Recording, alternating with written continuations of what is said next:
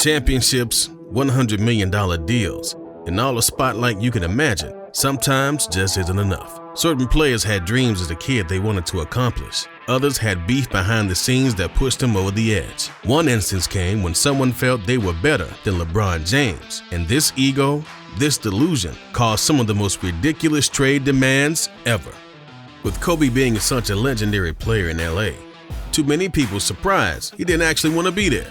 This came in '99 and 2007, two separate trade demands from the Black Mamba himself, and it broke the hearts of many fans that rep the purple and gold. During the 1999 season, Kobe wanted to be traded from the Lakers, and Phil Jackson talked about it in an interview. Jackson claimed that a trade proposal was on the table to send Kobe to the Pistons for Grant Hill after Kobe requested a deal to get done. Jackson said that Jerry West told him about the conversation, where he said he wanted to be traded, and Phil thought for a few seconds to send Kobe away, but ended up denying it. And the rest is history considering what Phil and Kobe accomplished together. In 2007, Kobe was nearly traded again. During an ESPN interview, Kobe said, "Yeah, I would like to be traded, and as tough as it is to say that, and as tough as it is to come to that conclusion, there's no other alternative, you know." Stephen A. Smith then asked him if the Lakers could do anything to change his mind, and he said, "No, you know what, I just want them to do the right thing." But just like 1999, no deal eventually was made because neither Detroit or Chicago seemed like an ideal spot for Kobe to end up at. He took pride in playing his entire career in LA, so he stuck through it. During an interview, Kobe explained the real reason he wanted to be traded, saying, "Hopefully management knows what it's doing and will provide us with our missing pieces. Hey, I'm just a player. I have no input concerning anything that happens here. I never know what's going on. That's why I went public in May 2007 and demanded a trade. When it became obvious to me that management wasn't trying to compete for a championship, I felt my only recourse was to embarrass owner Jerry Buss into doing it."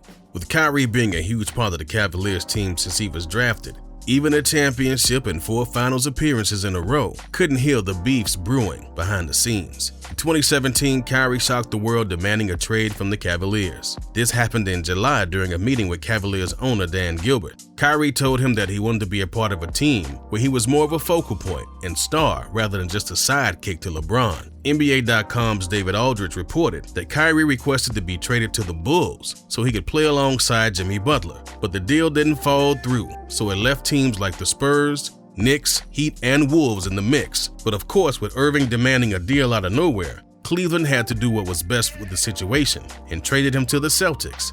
Boston received Kyrie Irving in exchange for Isaiah Thomas, Jay Crowder, Ante Zizic, and Brooklyn's 2018 unprotected draft pick, which at the time didn't seem like a horrible deal. After Kyrie was traded, he went on ESPN's First Take and talked about the situation, saying, getting the chance to play with some unbelievable teammates, I had the chance to be with some unbelievable coaches as well. Got a chance to develop and evolve as a man, and I just felt it was best for my intentions to leave. As a 25-year-old evolving man, coming in to perfect my craft every single day, I just wanted to be in an environment where I felt like I could be taught every single day and have that demand from my coaching staff and have the demand from a franchise that would propel me to exceeding my potential or seeing how far I can go. James always had Kyrie in his shadow and was a big reason he wanted to leave.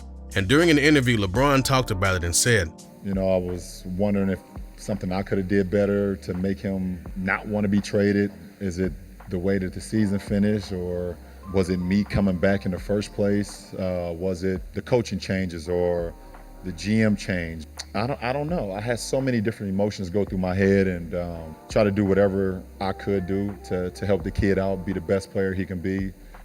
I try to give him everything and give him as much of the DNA as I could. The only thing I'm upset about is that he took a lot of the DNA and the blueprints now to Boston. Other than that, I mean, I wish the kid great health, and the kid wanted to do what was best for his, for his career, and I tried to do whatever I could, just try to help the kid be as great as he could be or as great as he wanted to be, and and that's it.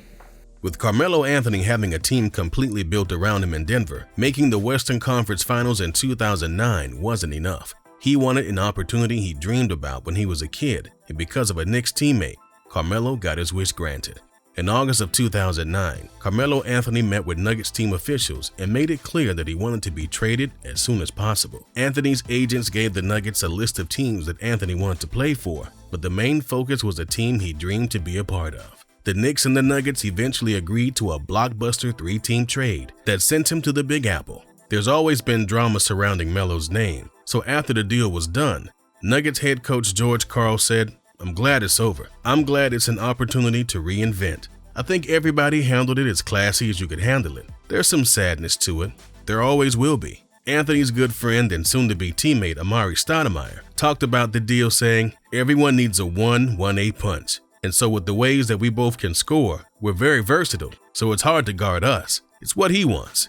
It's what I wanted, to come to New York and play on the big stage. He has that same type of swag. This is what he wants, and he can handle it. We're gonna do this together." During an interview, Anthony talked about why he wanted to be traded to the Knicks, saying, "I wanted it. It was something I wanted. I wanted to take that challenge on. Whether I failed at it or not, I wanted to be able to say that I did that. I took it upon myself to say, get me there. I wanted that challenge. Not everybody has that same mentality." With Damian Lillard getting better each season, now entering his prime has him looking at other options. Over the years, there's been plenty of trade rumors surrounding the Blazers, but we've known for quite some time that Dame has had his eyes set on LA. When a player like Lillard has rumors floating around his name, many teams become interested, but the Lakers have always been on top of his priorities at some point in his career. A tweet from 2017 surfaced when a fan asked him, "If you had the opportunity to sign with any team in the league today other than the Trail Blazers, what team would it be?" And Damian responded with a tweet saying, "If the Blazers said they didn't want me, Utah Jazz or the Lakers." Interestingly, over the years, LeBron has praised Dame, including back in 2018, when he was asked if Lillard was underappreciated or underrated in the league, and James said, Give me Damian Lillard. I'll show you how appreciated he'll be." Lillard heard about the trade rumors, and the reporter asked if he'd rather play alongside LeBron, and Dame said, "I don't know because I never played with LeBron, but just watching him from the outside, you see how easy he makes the game for everybody else. I'm not sure what it's like playing with LeBron the person, but the player, I don't see why anybody wouldn't want to play with him. I think we complement each other well, but the only way that ever happens is if my team decides they don't want me no more." Stephen A. Smith broke down the situation surrounding all the rumors going on with Damian, and he said, "If Damian Lillard is going to leave the comfortable and financially beneficial confines of Portland, it's only for 2 places for what I'm being told. He's only interested in New York or LA, one of the two, New York or LA, and by LA I mean the Lakers, not the Clippers. That's what Damian Lillard wants. If they can't improve, meaning the Blazers, and if they can't find anybody, then he's interested in going 1 or 2 places. My sources tell me it's the Lakers or the Knicks." When the league shut down earlier this year, Dame talked about an interview about why he wanted to play for the Knicks, and he said, "As a Knicks fan, I wish I could come here. Madison Square Garden is so great. I thought I was headed there a few years ago. I was hearing trade rumors. The Garden is my favorite place to play." But despite all of the rumors, General Manager of the Blazers, Neil Oshie, weighed in saying, "As much as I love LeBron, he doesn't get to pick his teammates. It's not how it works. This isn't the world of let's just, send a couple of texts out on a string and see who wants to run with us. This is the NBA." If you've enjoyed this video, then we're sure you'll enjoy the next one. Click on right now and enjoy.